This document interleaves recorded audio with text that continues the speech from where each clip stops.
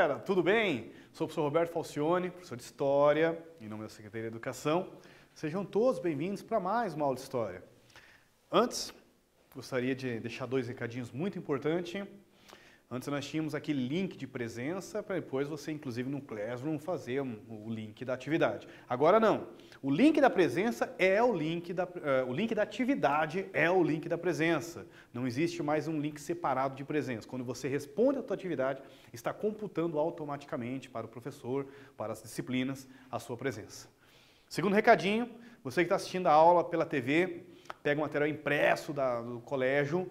Isso não impede, se você pode, se você tem acesso, de utilizar também o material, de utilizar o sistema virtual da sala de aula virtual, o Classroom. Você pode responder as atividades, não vai anular o que você já fez de impresso. Seria uma oportunidade bacana se você pode, se você tem acesso. Vou trazer para vocês aqui nosso objetivo da aula. Vamos fechar a trilogia Mesopotâmia hoje. É povo caldeus, chamado Segundo Império Babilônico, ou os Neos Babilônicos. Vocês vão identificar, então, essa civilização, vão reconhecer a organização social dos caldeus, apontar as diferenças da economia do campo e da cidade na civilização, daí mais geral, mesopotâmica, neobabilônica. Pedir desculpas até aqui da repetição, mas seria 1, 2 e 3. E eu trago para vocês aquela discussão, aquela problemática do início da nossa aula, mas antes eu trouxe para vocês, nós temos uma nova localização, ter certeza aí nessa trilogia mesopotâmica, que realmente nós entendemos a importância de 2 rios nessa região. Primeiro, é o continente asiático. A Europa está aqui, continente asiático, a África estaria nessa região, fiz questão de pegar um pedacinho aqui do Egito. E aqui, com o professor, ele diz o seguinte: vamos encontrar o rio Tigre e Eufrates. Tudo bem, o professor Roberto deu uma facilitada, botou aquela marquinha da localização. Rio Eufrates, do lado rio Tigre, e não por acaso, como vocês viram, Mesopotâmia significa terra entre rios. Lembra das aulas passadas? Terra entre rios. Bom, agora sim, olha que fantástica essa foto. É uma foto atual, você saberia dizer para mim, do que se trata essa fotografia? É uma imagem de satélite do Google Mapa. Daria para nós conseguirmos encontrar aqui do que se trata essa fotografia? Foi reconstruído. Vocês viram nas aulas passadas, nós andamos até nessas ruínas aí dessa cidade. Coisa linda, né? Poxa vida. E aí, agora uma visão mais ampla, uma dica, foi uma civilização da Mesopotâmia, óbvio, Saberia dizer do que se trata essa fotografia? Falei daquele palácio que teve um governante, chamado Saddam Hussein. O homem também, Deus o livre, ele me construiu um palácio do lado. Ô, professor, consegui identificar aqui, é isso mesmo? Correto. É a antiga cidade da Babilônia, capital de impérios da Mesopotâmia, como da nossa aula de hoje, dos caldeus. Hoje se encontra o Museu Arqueológico do Iraque. Vocês viram nas aulas passadas, Mesopotâmia não significa um povo só. Os mesopotâmios não eram um povo. Vocês viram os caldeus, hoje vamos ver os caldeus, estudaram os amoritas, os sumérios, os assírios, são vários povos. Cada um em organização de uma cidade-estado, a cidade é o estado, mas, no entanto, algumas civilizações, alguns povos conseguiram expandir, montam um exército, ficam muito poderosos, dominam outras cidades e criam um império, como é o caso de hoje dos caldeus. Eu trouxe até uma curiosidade aqui. Professor, eu coloquei lá, estava lá, ruínas dos jardins suspensos da Babilônia. Pois é, o Iraque, é um tema extremamente polêmico, o Iraque diz que está aqui do lado da cidade da Babilônia. Tudo isso daqui é o Museu da Babilônia. Aqui está o portal de Star, na aula passada mostrei para vocês, a reconstrução foi feito, uma reconstrução do portal de Star. Ali tem outro no Museu de Berlim, na Alemanha, lindo assim, com a ideia de fazer do tamanho que seria real. Aqui estariam as ruas da cidade da Babilônia. E o famoso Jardins Suspensos da Babilônia é porque fala assim, que eram os jardins que estavam acima da terra, com sistema de irrigação, então era numa região muito seca, como que poderia fazer um jardim daquele tamanho? é um tema extremamente polêmico. O Iraque, se você bater ali e colocar, eles vão falar que está aqui, mas arqueologicamente e historicamente não tem nenhuma comprovação. Né? Alguns especialistas apontam mais para o sul, inclusive, da Mesopotâmia, que não estaria ali os jardins suspensos da Babilônia. Mas é só para nós trazermos essa curiosidade que realmente existe essa discussão até hoje sobre aonde estaria os famosos jardins. Bom, vamos retomar. Na aula passada vocês viram Amoritas, Código de Hammurabi e o Código de Ur-Nammu e os assírios. Vocês viram comigo que o Código de Hammurabi é o código mais famoso, talvez o mais extenso, né? As 280 leis, graças à famosa estela. Estela é essa pedra monolítica escura, preta, né? Inclusive sabe-se que é um material espacial, é uma pedra espacial lunar, não é uma rocha, um material de ferro, um metal que tem aqui no nosso planeta, provavelmente para fortalecer essa ideia que veio dos deuses mesmo, né? Para favorecer isso. Isso é uma discussão porque não se tem ainda muito certeza, o conjunto de leis, né, que se falava que até pouco tempo atrás eram as leis mais antigas escritas da história, foi encontrado dois tabletes, fragmentos de barro do código da dinastia de Ur, chamado Código de Ur-Nammu, da cidade de Ur, do rei Nammu. Esse sim é o mais antigo, você vê as diferenças aqui, quase de 400 anos. Né? E nessa aula de hoje, vocês vão estudar comigo, então, os caldeus, os neobabilônicos, a sociedade mesopotâmica, a economia, campo e cidade. Curiosidade que se você pegar alguns livros, vai encontrar que o Código de Hammurabi é o código de leis o código de leis escrito mais antigos da história, né? Poxa vida, algumas coisas parece que crava na história assim, fica uma coisa impressionante, né? Por que acontece isso, professor? Não sei. Não sei se é um pouco mesmo de apreço quando você se apega muito ao tema, né? Ou um pouquinho também de conformismo, né? Tem que, como diz o outro, tem que estudar, tem que pesquisar, tem que confrontar, tem que sair ali da zona de conforto. E hoje nós sabemos, o Código de Ur-Nammu não está completo, foi encontrado apenas 2 fragmentos, né? Mas ele traz uma nova abordagem, inclusive, de leis. Já que o Código de Hammurabi falava do olho por olho, dente por dente, lembrar da aula passada, da música até? Perdi. Cara, volta lá, tá muito legal, tá alucinante aquela aula sobre o Código de Hammurabi. E o Código de Ur-Nammu previa a chamada pena pecuniária. Eu sei, a palavra é meio diferente mesmo, é assim, pecuniária. Ou seja, pagar através de, quando uma infração leve, uma coisa leve, né, você pagava através de dinheiro. E é interessante que até hoje, né, você tem esse tipo de pena pecuniária, principalmente infrações de trânsito, né, que nós pagamos com dinheiro. Muito bem, caldeus, nossa primeira civilização, ou chamados novos babilônicos, também se apoderaram de imensas áreas, construindo o segundo império babilônico. Durante as violentas campanhas, entra aqui um nome muito famoso, o rei Nabucodonosor, é o da Bíblia, ele mesmo. Segundo, os caldeus arrasaram Jerusalém, escravizaram os judeus em 586, 587 a.C., transformaram eles, principalmente a maior parte, né, prenderam eles, transformaram eles em escravos e levaram eles para a Babilônia. Na Bíblia, no Velho Testamento, é a passagem bíblica chamada Cativeiros da Babilônia. Então, essa aqui é a civilização que escravizou os judeus. Não percam, próxima aula, Hebreus, vou trazer muito material novo aí para nós estudarmos juntos aí. Bom, voltando aqui na Babilônia. Os neobabilônios, os caldeus, dominaram toda essa região, olha só. Por isso que eu falo, eles formavam cidades-estado, mas algumas civilizações mesopotâmicas conseguiram dominar e criar impérios. Tudo isso daqui foi de domínio neobabilônico. Olha, até aqui no Mar Vermelho, como diz o outro, aqui na fronteira do Egito, como diz o outro. Dominaram uma faixa extensa, quase toda, para não dizer toda a Mesopotâmia. Dominaram Jerusalém, olha onde os hebreus estavam. Dominaram os fenícios, também outra civilização do lado, que vocês vão estudar com o professor Roberto. Olha, era um grande império. Com as riquezas saqueadas dos povos conquistados, o Nabucodonosor II coordenou a reconstrução da antiga Babilônia. que assim voltou a ser o principal centro político, econômico e cultural da Mesopotâmia. Lembra do início da aula que nós falamos, que nós mostramos ali o museu do Iraque? Ali é a cidade da Babilônia. Os jardins suspensos da Babilônia teriam sido construídos no seu reinado, esse aqui é o professor Boulos, eu trouxe aqui uma fonte do professor Boulos, ele que está dizendo isso, mas não há provas escritas e nem arqueológicas que realmente existiu esses jardins. Claro que se você botar no Iraque, bater no Google, vai falar vai te dar até foto, como diz o outro, né? Mas cuidado, não é real, é fake.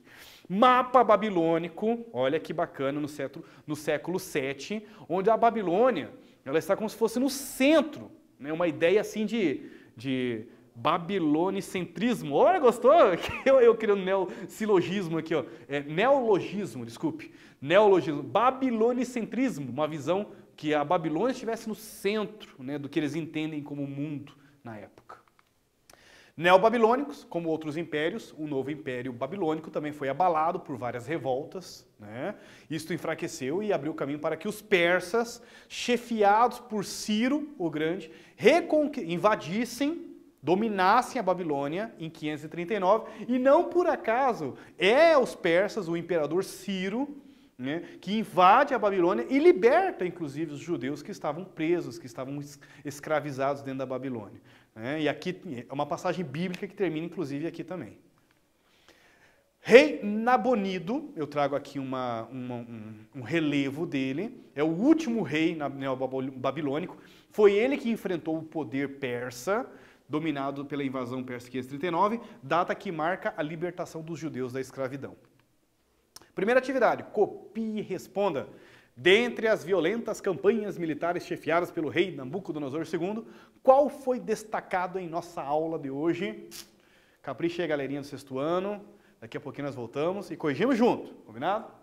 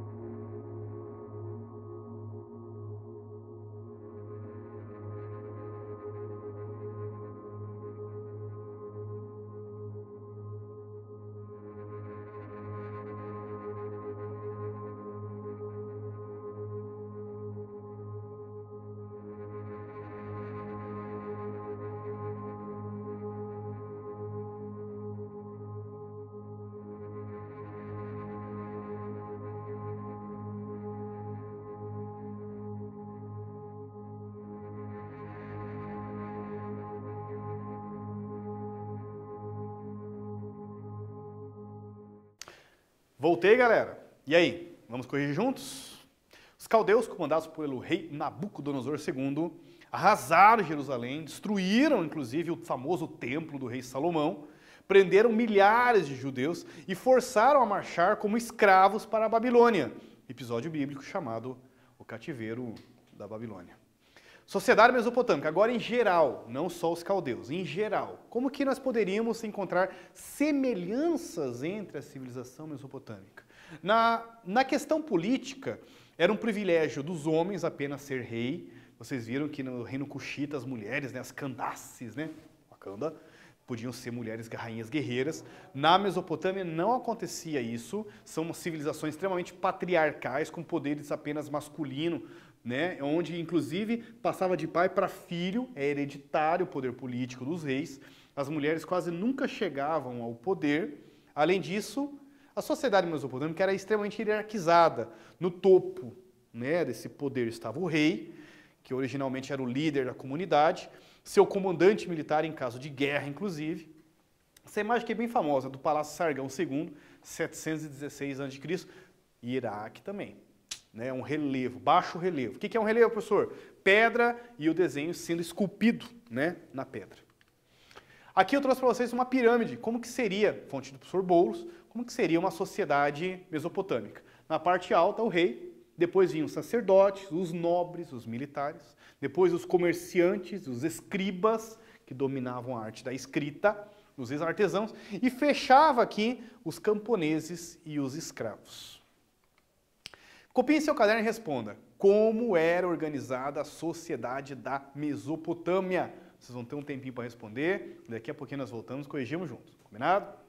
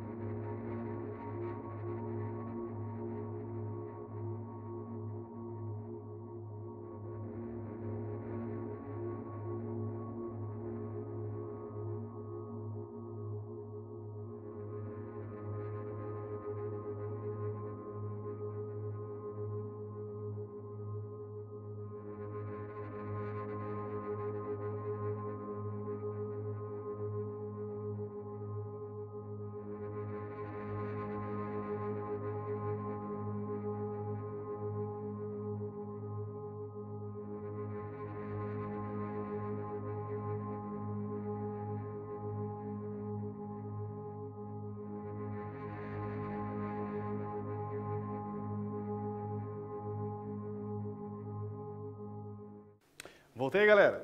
Vamos corrigir juntos? Abaixo do rei vinham sacerdotes, nobres, chefes militares. A seguir, comerciantes, escribas e artesãos, especializados, artesãos especializados. E por último, né, o professor Boulos colocou numa mesmo patamar de base piramidal, os camponeses e escravos, prisioneiros. Os escravos eram prisioneiros de guerra, as pessoas que não conseguiam pagar, ou pessoas que não conseguiam pagar suas dívidas. Bom, o campo e a cidade, aí eu trago para vocês também uma visão geral da Mesopotâmia, que você pode encontrar algumas semelhanças entre as cidades e estado mesopotâmicas, e vamos ver algumas questões relacionadas à economia. Bom, a agricultura, quem estudou inclusive as aulas do Egito vai lembrar muito disso, mesma questão. Rio transborda, né? Vai fertilizar os solos nas margens, é ali que fazem o plantio. Mesma coisa, o que tem de material orgânico, sedimento, ele vem junto com as cheias do rio, né, chovem, ela vai transbordar, vai inundar as margens, e não por acaso que é nessas margens que está o solo mais úmido, mais fertilizado, onde eram feito o cultivo, onde era feita a agricultura. Eles cultivavam cereais, cevada, usado na produção de cerveja, o trigo, principalmente o pão, um dos principais alimentos mesopotâmicos. Também plantavam linho, algodão, usado para fazer tecidos, sabiam espaços entre as plantações, cultivavam legumes como pepino, hortaliças, cebolas, alho. Ao redor das casas cultivavam frutas, principalmente a tamareira, a tâmara, também era uma fruta muito consumida pelos mesopotâmicos. Eu trago mais uma foto de uma das margens, para vocês terem uma ideia que sempre próximo do rio é mais fertilizada a terra. Não por acaso, eu achei muito legal essa foto que eu trouxe para vocês. É do Google, tá? É do Google Mapa, do satélite. Olha que legal. Nas margens do rio, onde nasce pasto, onde nasce planta, é ali que também vai ter a criação de animais. E eu estou falando de uma fotografia de hoje, não estou falando de uma fotografia de 4.000 anos atrás. Até hoje existem povos ali, existem pessoas, criadores, pastores, que têm criação de ovelhas nessa região, né, ovelhas, enfim, de animais, que eles criam próximo do rio Nilo, do rio Eufrates, do rio Tigre, nesse caso aqui, essa fotografia é do rio Eufrates. Além disso, criavam ovelhas, cabras, porcos, bois, né?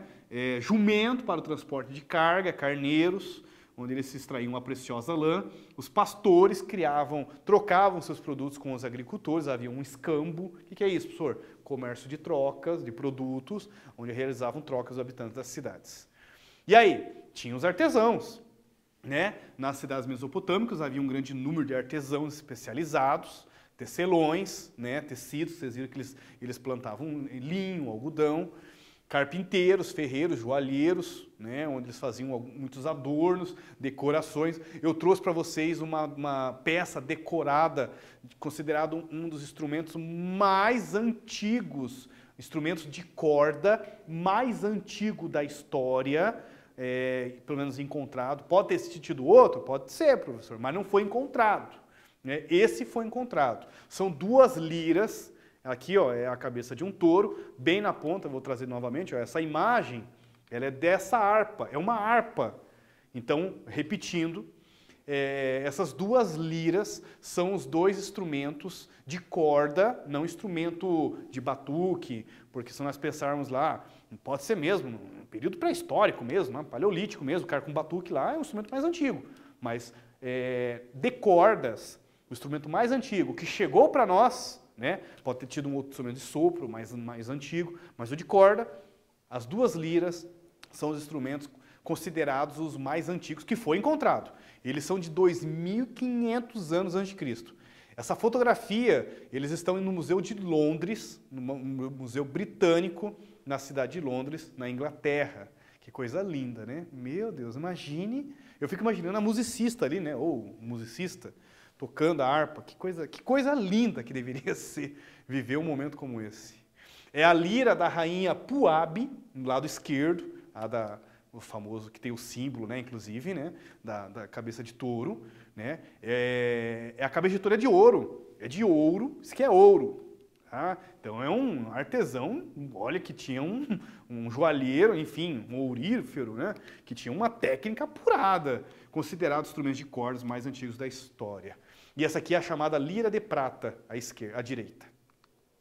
Copie em seu caderno e responda: quais eram as principais atividades profissionais realizadas no campo e nas cidades mesopotâmicas? Daqui a pouquinho nós voltamos e corrigimos juntos. Beleza, galera, no sexto ano?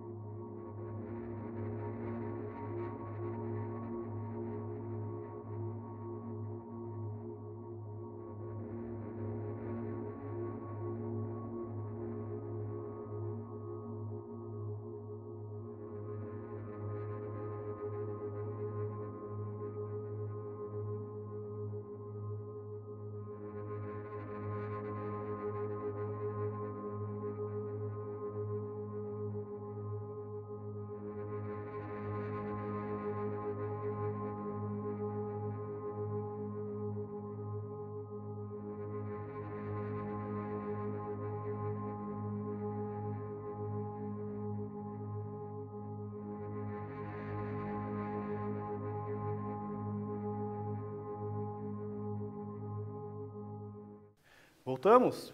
E aí, vamos corrigir juntos? Os povos da Mesopotâmia dedicavam-se à agricultura, à pecuária, criação de animais, pecuária, ao artesanato e ao comércio.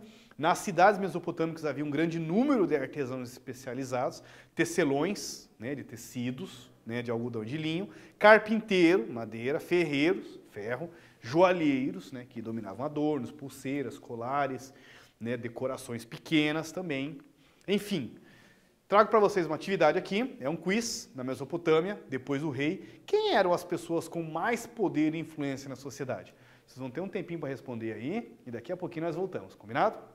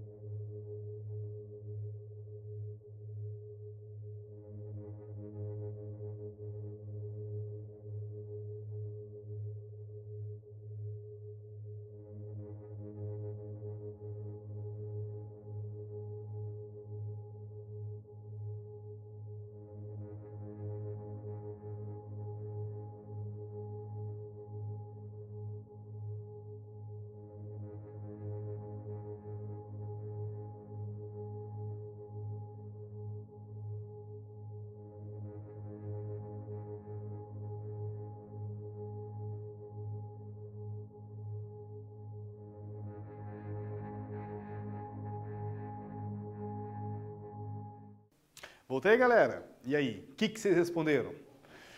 Depois do rei, o professor Roberto mostrou para vocês aquela pirâmide social, né? Tinha aquelas hierarquias. Quem eram as pessoas com mais poder e influência na sociedade? Letra A, camponeses e escravos. Eu entro nessa câmera, serraias. B, escribas, camponeses generais. C, generais, escravos e nobres. Letra D, sacerdotes, nobres e militares. Acertou? Parabéns! Letra D, sacerdotes, os nobres e os militares. Mais um quiz. Qual é a alternativa correta que apresenta o nome do governante caldeu que fundou o Segundo Império Babilônico e escravizou os judeus? Vocês vão ter um tempinho para responder. Daqui a pouquinho nós voltamos. E ó, bom estudo para todo mundo aí.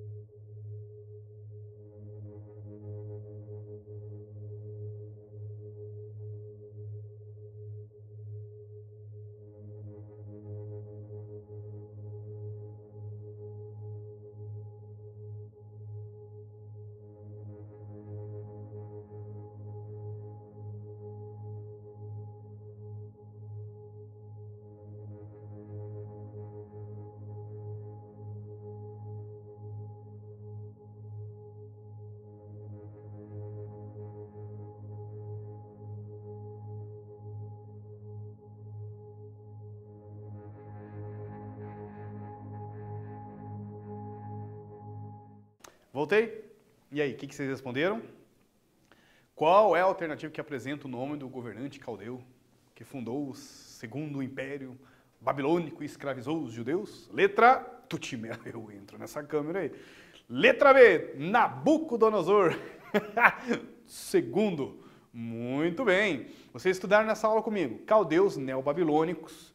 Vai ser bem interessante vocês até compararem. Poxa vida, porque assim... É um estudo amplo. Próxima aula entre os hebreus e vocês vão estudar comigo o cativeiro da Babilônia, depois quando eles vão ser libertados, com os persas, com Ciro o Grande. E é exatamente isso que nós pegamos hoje na nossa aula, quando aconteceu, né, o segundo Império Babilônico, os neobabilônicos, o povo caldeu, né, com o governante Nabucodonosor. É um nome de um governante que você encontra na Bíblia, no Velho Testamento, né, na Bíblia cristã, judaico-cristã, e por isso que é um tema assim que está sempre meio que aí junto com as nossas religiões, enfim, dentro do nosso mundo aí aqui no Brasil.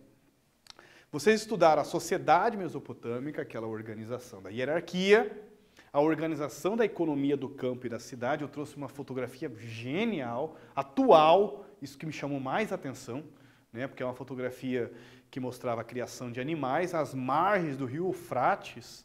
E eu lembro das aulas do Egito, que nós encontramos alguma coisa parecida também. Nas margens do rio Nilo também acontece a criação, né, de pequenos animais, ovelhas, cabras, enfim. Até hoje isso. E é a mesma coisa que se utilizava há 4, 6 mil anos atrás, 8 mil anos atrás, com a criação dos animais. Então me chama muita atenção isso. Como que são as chamadas permanências, né, na história. Na cidade, eu trouxe para vocês aí, poxa vida, e eu como músico também, sou fascinado por essa história assim, né, dos instrumentos, e a lira me chamou muita atenção. Eu trouxe para vocês o primeiro instrumento de corda, da história de corda, pelo menos que se tem encontrado pela arqueologia, né, da rainha Abu. Fecho com vocês as referências que nós utilizamos hoje e, poxa, agradecer de todo o coração, todos os alunos aí do nosso Paranazão, está estudando aula Paraná. Força, galera, energia positiva aí. Bons estudos, galerinha do 6º ano. E como a gente sempre termina, foco, força, fé no coração. Até a próxima. Valeu, galera!